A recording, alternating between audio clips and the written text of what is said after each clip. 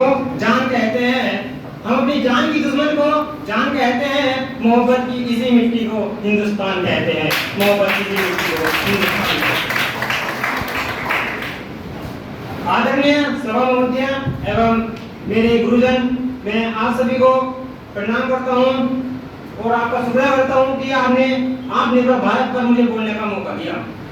आत्मनिर्भर भारत, इसके तहत हम 12 मई सन 2020 को हमारे माननीय प्रधानमंत्री श्री नरेंद्र मोदी जी ने इसकी शुरुआत की थी। वो सही भी है, जिस देश में 1 अरब 40 करोड़ की जनसंख्या है, वो देश दूसरे देश पर निर्भर क्यों रहे।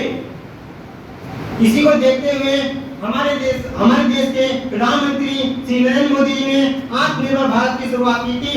और इसके साथ साथ देखिए, मेरे भाई बहनों ने काफी विषय पर चर्चा की, लेकिन मैं अपने इंडियन आर्मी के बारे में चर्चा करना चाहूंगा। आत्मनिर्भर भारत, हमारी इंडियन आर्मी इस तरीके से डेवलप कर रही है, जो उसकी संस्था है, जो उसके, ये मेरा कहने का मतलब, जो उसके हमारी इंडियन आर्मी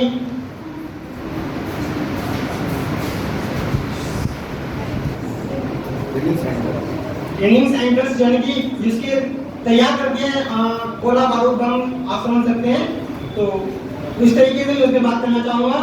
हमारी इंडियन आर्मी के लिए जो संस्था काम कर रही है, वो इस तरीके से डेवलप की जा रही है।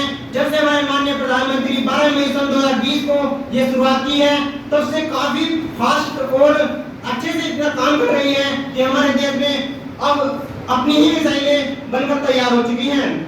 जैसे मैं आपको बताना चाहूँगा, पृथ्वी मिसाइल जिसकी क्षमता 350 किलोमीटर की है, साथ ही अग्निवन मिसाइल जिसकी क्षमता 700 किलोमीटर की है, अग्निशक्ति मिसाइल जिसकी रेंज 2000 के समथिंग है, 2000 किलोमीटर, अग्नि-3 मिसाइल जिसकी क्षमता 3000 किलोमीटर है, और साथ ही अग्नि-5 मिसाइल भी है जो 1000 से 7000 किलोमीटर के समथिंग किलोमीटर के दायरे में काम करती है। और इतना ही काफी नहीं, इतना ही काफी नहीं है हमारे इंडियन आर्मी की सुरक्षा के लिए। इसके साथ साथ आज हमारे देश में MPRT, TE, MRP, TGM ये मिसाइल लॉन्च कर दी गई है 15 अगस्त सन 2024 को ही, हाल ही में। और इस मिसाइल का ये फायदा है कि जब भी हमारे देश में कोई युद्ध होगा, कोई संग्राम छिड़ेगा, तो हमारी जो हमारी ये मिसाइल है, ये दुश्मन के टैंक की धज्जियां उड़ा सकती है।